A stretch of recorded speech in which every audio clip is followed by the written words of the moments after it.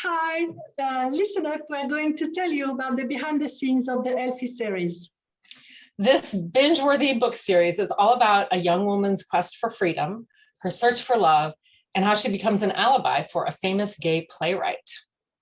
I am Gabrielle Dubois. I am the author of the Elfie series. And I am Marybeth Timmermann, and I am the translator of Gabrielle's Elfie series. I'm translating it into English. I am a novelist. My historical novels are set in the 19th century and have women as main characters. I am an avid reader of everything written during this time period. Although the patriarchal society of the time meant that female authors were less numerous than their male counterparts, they did exist, and these women wrote with unparalleled strength and intelligence and kindness. I am also founding general partner of the 51 Fund, an American fund producing films written and directed by women. I produced Cusp, a feature documentary written and directed by two women, Parker Hill and Isabelle Betancourt. Tell us, Marybeth, why did you accept to translate the Elfie series? Well, when Gabrielle contacted me about this translation of her book series, Elfie, I was super excited about the project. I did a sample translation for her to see my work, and I was really nervous about sending it off because I really wanted her to pick me, and I'm very happy that she did. So Gabrielle, why did you choose me to be your translator? When I saw the work you did with to translate Simone de Beauvoir, which is, for those who don't know her, a great French writer, philosopher, and a great feminist, a great translator of Simone de Beauvoir. So I was eager to work with you from the start. Then we met, and I immediately felt that we would work well together. And I am very happy with my choice. Really very happy. You did a huge and wonderful job, both on the writing and on the historical researches. You helped me each week throughout the year of translating Elfie. I could also say how conscientious and punctual you are, but I would be afraid that you have too many requests for translations, and then I won't have time. You won't have time to translate my next novel. So I don't say how amazing you are. And I learned a lot of new words that sounds really cute in French, like dilly-dally or mishmash. And the expression "deader than a doornail." Yes. The last one, yes. Yes, thank you. I also really enjoy working with Gabrielle, who is not only a great writer, but also very smart and determined and organized, which I appreciate. And she also has a fantastic sense of humor. The Elfie books were especially appealing to me because historical fiction is actually my personal favorite genre to read. And these books, the Elfie series, is really, I see it as kind of the perfect blend of all the best elements of historical fiction. First of all, the setting is very carefully researched for historical authenticity. And for me, that is a must for good historical fiction. The historical background is very, very important. The faces, costume, characters, behavior, and mind, for me, it has to be more real as possible. I read a ton of books written at the time of my stories, some by well-known authors, but most of them by unknown authors, testimonies of places, thoughts, and ways of life from that time period, and a lot of intimate correspondences. This is where you can really see how people lived and interact with each other. It's very real in correspondences. Yeah, and that research is really obvious in your books and the way you write. It's very historically accurate and authentic. And so the setting, the authenticity, and the research behind the historical setting is super important. And then there's the plot itself, of course, and it just draws you in right away. It's fast-paced, right from the first chapter, and it involves a lot of adventure and travel and romance and humor, and is very well balanced with some more serious themes like navigating the obstacles of this very sexist and homophobic world of the late 1800s. I wrote Elfie, like my other historical fiction novels, without realizing that they all had one thing in common: a female lead character trying to make a place for herself in a man's world and find happiness. That's the important thing for me, find happiness. It's, career, money, or whatever. It's not that interesting. Happiness is very interesting in life. This is what we have to seek for. They told me my novels were feminist. As for adventure and love, well, whether you're a writer or a reader, it's good to escape from everyday life in a novel, right? Yes, these novels definitely are that escape, that fun escape, but also reflecting on that feminist vision and sort of the woman's condition and how she navigates that. So that's it. One of the reasons I liked Elfie, and also the characters themselves are just super interesting and likable. I like that they're not perfect. So you really feel like they're very real and relatable. You can relate to them because they're not perfect and they make mistakes and they grow from that. They're very endearing and they really grow on you as you get to know them throughout the seasons.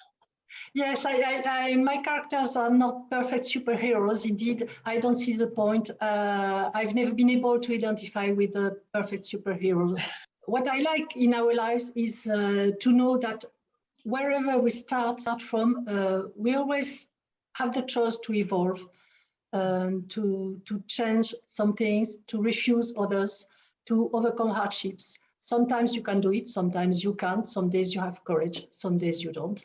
But we can evolve, and when we do, it's wonderful. Readers tell me, "Oh, I don't understand why she's smart and she doesn't go faster in her thought." But I think things to realize, it takes time. It takes years. It took me years to realize a lot of things from my past, from my childhood, and maybe I'm slow. So my characters are slow too. And I don't think it's in few pages, few weeks, or maybe because you have a bad experience that you understand life. So it's slow. It's a long time. Yeah, and Elfie really goes through that character development kind of slowly. Like you said, it takes time for her to growing slowly and learning throughout, which is it's just one more reason to fall in love with Elfie, because she's you just can't help it. She's just so kind and not perfect, and she makes these mistakes, but she's so endearing and just very spunky, and she's just kind to people, and you just root for her as she struggles for her love and happiness. So she is wonderful, and really the other characters too very much grew on me as I read it and as I translated it. Even characters that first I was like, oh, I don't know if I like that guy, but really grew on me as I read through it. And yeah, they're just very funny. Each character is very unique and has their own development. Thank you. Could you tell us, I don't know, things that amused you or that you particularly enjoyed or noticed? Yeah, so one of the things I really like about the Elfie series is how the main characters are associated with different animals. Mm-hmm. And so in the Elfie series, you'll meet a lion, a fox, a deer, a beetle, and an eagle, and of course, a nightingale.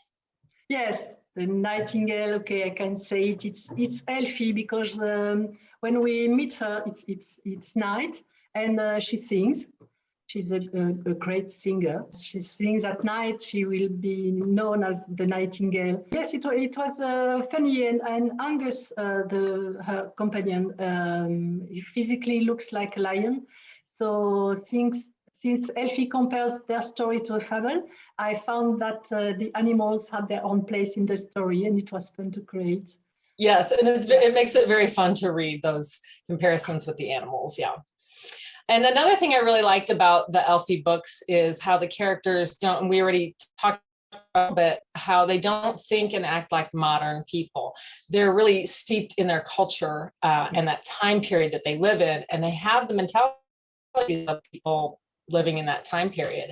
Sometimes that was a little bit shocking almost to a modern reader. Like, for example, the newspaper won't publish anything written by a female. So the women have to take on male pen names in order to be published. So that just kind of reminds you, like, whoa, that's the kind of world they lived in. And her father, for example, just completely dismisses the idea that she would want to get to know her husband to be before she married him. He just thinks, that's just a ridiculous request. So things like that are just very different from the modern experience. And she's just in general more trusting and sort of idealistic when it comes to men and marriage and love. But that's really because of how she was raised and her very sheltered upbringing, which was common at that time. Yes, she trusts men because she was raised in a men's world, and she was told that men were right, men knew. Her brain was washed. Yeah, It takes time to go out of this idea and think, okay, they may be not always right, and maybe I am right. About Elfie being naive, because how she was raised.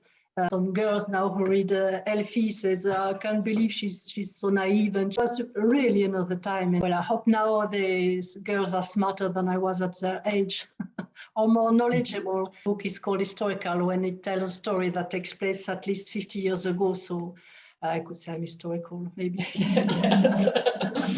Yes. And it's true. As a reader, I had that same reaction occasionally. I would think, why is she being so naive, or why is she accepting to be treated that way? But then I would remember, oh, yeah, that's really how a woman in that time period probably would have reacted to that situation. Like you said, they had always been taught that the men were right, and there was no question there. So it really takes her a long time to be able to build up that confidence in herself that maybe they're not always right, and maybe what she has to say and how she feels about it, could be right. So everything really was set up back then to condition women. And like you used the word brainwashing, like even kind of brainwashing women to be submissive and to take the back seat to men. So given her situation and that world that she was raised in, it's actually really amazing how forward thinking and brave Elfie is, because she's determined to, find her freedom. So that's one more likable thing about Elfie. I really don't know where we are, Marybeth. Okay. Well, I'll just continue that. One other thing that I really enjoyed about the Elfie series is that it's very funny, and there's a lot of humorous situations and conversations that arise. Especially, I really enjoyed when there was a little bit of humor that arose from the cultural differences. So Elfie is French. Some of the other main characters are Irish, English, Italian, and even American. So their interactions involve their underlying assumptions or tendencies based on their cultures of origin. So, for example, I love the description of the very prim and proper British tourists as they arrive in Italy, and they're met by this crowd of swarthy, passionate Italians. And it's just a very funny scene where you can just kind of see the culture clash a little bit. And also the Europeans are very shocked at the American custom of drinking this huge glass of freezing cold ice water at every meal. And that just made me laugh because that's so true. Like, Americans, do that all the time. Also, it was interesting because the feminist movement is a little bit further sort of ahead in America than in France at that time. And so Elfie is very shocked at the American way of flirting. So that was a thing in America. Young women could flirt with young men, and there was no serious consequences to that. This was a concept that shocked Elfie because that didn't really exist in France at the time. And she's like, wow, these Americans have this freedom to behave this way and flirt. And so that was interesting too, sort of that difference in cultures. Well, the way Elfie and Angus perceive foreigners, I based myself on travel stories from Elfie's time. stories from the 19th century, French author, famous or not, particularly from the USA. I read a book of a man who traveled for work to New York and Boston and everywhere. So it was really in the 1960s, exactly at the time period of Elfie. The historical background of this traveling to New York from Elfie is from this book. It was very funny that the man noticed in this book. It was very interesting. Yeah, that historical detail really comes out in the more serious cultural commentaries, which are super interesting. Like, for example, I think you're talking about the book the travel history that you read of an American, and Elfie has this very serious discussion with an American professor about the fallout of the recent American Civil War. And that's really interesting, sort of what people might have been thinking at that time. It was just a few years after the Civil War. Yes. And so that's really interesting because you're basing it on a historical document of someone who was living in that time period and thinking about like what's going to happen and what are the repercussions of this going to be. So that was very interesting reflection of that time period. And Elfie and Americans are very focused on very practical things like making money and building up their new country. The Americans expect all their sons to be pioneers, and they wonder even whether teaching literature is even useful at all anymore, which is funny. And then they're sort of arrogant, and they assume that their country is the best in the world, like Americans tend to do. But I really like how Elfie, she sees those shortcomings and weaknesses in the different cultures, but she also sees the strength and the value, and she really appreciates a lot of like the hard work and the practical aspect of the American culture. And so I think it's very balanced. She sees the good and the bad in every culture that she visits. And so Yes. That's kind of refreshing. It's a nuanced and balanced view. That's a bit of me. Countries like people, they have strengths and weakness, and it's interesting to try to take the best of everything. There are things you can learn from a person, from a country, and it would be better if we learn from each other. Yes, definitely. I totally agree. It's done now. Yes, yeah. So yes, and while researching how the French perceived other people in the 19th century, I also read from time to time how others perceived us, French people, and it's just as fun and instructive. The English, for example, are more commercial people than the French, and they saw us as arrogant talkers turned into their past lumière. But unaware of the future. I won't comment because I don't believe it. Really, I don't. Yes, and one of the English characters does mention in a funny way how the French are always kids in the streets, and so it's sort of a fun commentary like that. Interesting, and it makes it fun. So yeah, I already mentioned that in the feminism was a little bit more advanced in the US at that time than it was in France. And so at one point they are in America and they see women wearing bloomers, which was just started and coming up in America. And so that was really interesting. They're, sort of shocked by that, like, wow. Because in France at that time, girls were not even allowed to go to the same school as boys, which I learned that fact about the educational system in France at that time. I was not really aware of that. But yeah, Elfie didn't even have the option of going to school with boys back in France. No. It was completely separate, and it's been separated. I can't remember now. I should have looked before. Early 20th century. Until the World War II, you had separate school for girls and boys. It's very recent. You based some of the details of your book on your mom's experiences. Yes. Too, my mom was born in 1940. She was raised in a boarding school, in a Catholic boarding school with sisters, nuns. And so only for girls. She knew nothing about boys until she was 18 and went to public university, 60s, and you had boys and girls. And she really met men, when she was 18 at the university, and it was really not easy for her. It was really a new world. It's really different when you have boys and girls than when you have only girls. Because you don't know boys, you don't know what they are, you don't know, you've never interacted with them. And I think that's interesting that even your mother, and that's not that long ago, also, had that experience of being so sheltered and, like you said, not even having interacted with boys before 18.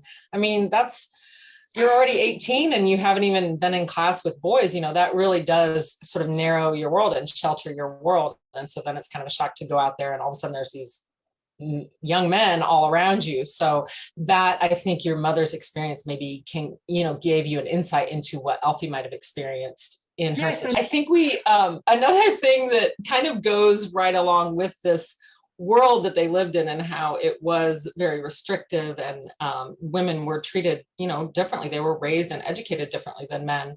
But also another thing that Elfie and Angus deal with, and this is a major theme throughout the Elfie series, is the fact that homosexuality is illegal in most countries where they go, and actually severely punished, which is easy for a person like me who grew up in the modern era. It's easy to forget that not that long ago, homosexuality was actually punished, was illegal and severely punished. They were punished by prison time, or forced labor, or in some countries it was even execution.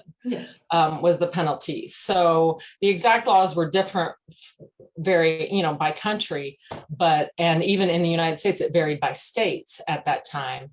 But that is another reality that they have to deal with and navigate through and figure out how are they going to deal with that. And so it's just this whole different world that they're living in, and trying to find freedom and love in a world like that is definitely a challenge. Yeah, so homosexuality was not punished or outlawed in the 19th century in France, but it was not, you didn't say it out loud. Right. It was still something that was definitely very taboo. Thank goodness we've come a long way since then. It really gives the stories give a very good insight of how people had to live and how people had to kind of hide their true identities as they went through life because of the laws and because that was the world that they lived in. Yeah, I had to do a lot of researches about homosexualities and law in the 19th century and in the different countries, because they travel a lot. It's an invasion of their privacy and an invasion of their rights. Their privacy is definitely invaded many times, and that's a real danger that they live with. And so, like you said, reading the historical accounts must have been, very disturbing. Yeah, because you realize that actually those were real people who really actually, experienced that. I mean, Elfie is a novel; it's fictional, but it's based on the experiences of real people. Yes, and also the fact that Elfie, when the book starts, is only 15 years old. She can be married. I mean, in England, you can have sex with a 13 years old girl in the 1860s. When you read Elfie or another book from this period, you really have to think things were very different. It just took a long time to, evolve over really centuries, I mean, the feminist movement, the movement for homosexual rights, that has taken so long to just slowly make that progress. Around me, some people tell me, oh, you don't need the feminism now in France, for example, because I am France. And I say, yes, we need. Because if yes, in the law you're equal, but in the thought it's not yet equal. For example, I was last week. There was this girl who was working in a restaurant, and the chef, he always took her like this on her shoulder and kissed her and everything. And I said, and she has a little boyfriend, this girl. And I say, but don't you mind? Do you like it? If you like it, do whatever you want. Well, it's the chef.